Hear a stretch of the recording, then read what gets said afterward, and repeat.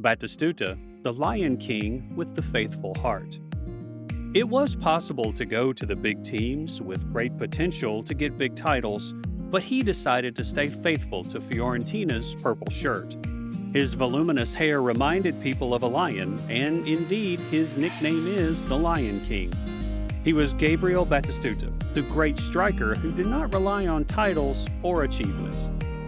In 1978, the planet's biggest football festival was held in their home country of Argentina, and when Argentina defeated them all to win the championship, Gabriel Batistuta, a 9-year-old boy who was a fan of Mario Kempes, decided to pursue his dream of professional football. After joining the local club and winning a championship in the province, Batistuta then caught the eye of coach Marcelo Bielsa, and his first adventure forced him to leave his family, his friends, and his girlfriend to sleep in a cramped room right at the stadium. Under the training of Bielsa, Batistuta underwent a spectacular makeover in terms of stamina, and his way of playing became more drastic. And that was the source of the name of the Lion King. In the summer of 1989, Batistuta joined River Plate, one of the two giants of the Argentinian League, along with Boca Jr. He became the club's main striker with 17 goals in the first season, but then he was forced to leave by the new coach. Batistuta then continued his journey when he decided to play for River Plate's great rival. And at Boca Jr., Oscar Tavares helped him to release the lion instincts inside of him. At the end of the 1990-91 season, Batistuta was the league's top scorer, and Boca Jr. won the Argentinian championship. After the difficulties beginning at the new club, Batistuta suddenly became a big star when Tavares put him in the central striker position. Good technique, speed, and a sharp ability to find goals helped him to take on a new journey in Europe. Fiorentina's president at the time was fascinated by Batigol's performance, so he decided to recruit the young striker. This was the origin of one of the most admirable love stories of world football. With his comprehensive goal-scoring ability, Batistuta quickly led the Fiorentina attack with 14 goals in the first season and 19 goals in the following season. And that was more than enough for the people of Florence to see him as the new symbol of the club. In the Serie A 92-93 season, AC Milan won a total of 50 points, and the number one goal scorer of this team was Marco Van Basten with 13 goals. Fiorentina was relegated with only 30 points after 34 rounds, but the striker of Fiorentina scored 16 goals. And in that same year, Batistuta went to the Copa Libertadores in 1993 and won the championship after beating Mexico 2-1 in the final. The author of both goals in that match for Argentina was still Batistuta. That increased the desire of big teams to have him in the context of Fiorentina's relegation. Back in the purple shirt at the time, Fiorentina had the champions of both Europe and South America, namely Brian Laudrup and Batistuta. And big teams quickly approached with big deals. AC Milan quickly acquired Laudrup, but Batistuta chose to stay despite the flirtations of others, and for sure that he had an abnormal mind, or he was too in love with Fiorentina, a brilliant South American champion who accepted play in Serie B, and it was an unbelievable story. At the age of 24, Batistuta chose to stay where he loved, not where he can develop his career. He was too determined with that decision. He rejected all temptations and stayed with Fiorentina to overcome difficulties, which was not only a professional decision, but one filled with complete faithfulness. Fiorentina, with 16 goals from Batistuta in the 93-94 season, had returned to Serie A.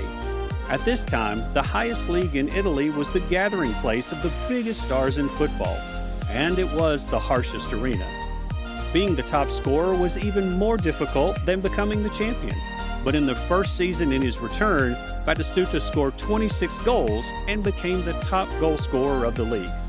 Unfortunately, Fiorentina only finished in 10th place. It was a big irony, a big talent staying in an unworthy club. For many, it was more than just a waste.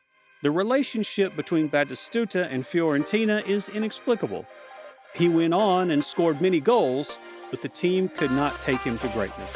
In the 95-96 season, Rui Costa and Francisco Baiano joined the Viola, and together with Batistuta, they helped Fiorentina to get 15 unbeaten matches for the club before the end of the season with the Champions League ticket. This was an amazing period for Fiorentina, with a beautiful style of play from the feet of outstanding players. But that was not enough for them to win the Scudetto, but just small trophies despite trying really hard. And at the end of the 99-2000 season, economic pressures began to weigh on Fiorentina. Before the bankruptcy storm and the prospect that Fiorentina could be relegated, Batistuta was put on the negotiating table. AS Roma was the fastest to the table with $40 million. That year, Batistuta had turned 30, and he had devoted many years to Fiorentina, but left the club to help them overcome financial hardships. He may not devote his entire career to the club, but his loyalty is absolute. When the club played poorly, no one in Florence blamed him because they knew he tried his best with a lot of goals. Above all, they knew that he loved the purple shirt so much. On the day he had to say goodbye to the club, many people cried, including some on television. Moving to AS Roma, his love for Fiorentina remains intact. Perhaps the most heartbreaking moment in the life of Batistuta and the Fiorentina fans at that time was when Batistuta scored against his old team of Fiorentina. His love for Fiorentina has never changed, but being a professional footballer didn't allow him to avoid that fact. Right after he scored, his tears fell on the football field despite his teammates running to celebrate with him. This is one of the most emotional and painful moments in football history. Sometimes love and loyalty are not enough. Sometimes more luck is needed. AS Roma brought him the Scudetto, the biggest trophy in the club-level career, but with his talents, he could win more than that. If not mandatory, the answer to invitations from the big teams was always no. Only Batistuta has such a faithful love, but at least those who love him still feel happy for him. On the national team, he also achieved success with 78 matches and 56 goals, 0.71 goals per game, which is much higher than Messi, Maradona, and Herman Crespo. He scored 23 goals in major tournaments, 10 goals in 3 World Cups, and is the only one to have a hat trick in 2 different World Cups. It has been a long time since Batistuta retired, but the stories about him will live on forever. He is the embodiment of an assassin and a loyal symbol of Fiorentina. Although his career does not have too many titles, with his talent and loyalty, he deserves to be an eternal legend. The tears he had shed after scoring against Fiorentina were the tears symbolizing eternal, faithful love in football. His position in football has never faded. Thank you, legendary Gabriel Batistuta.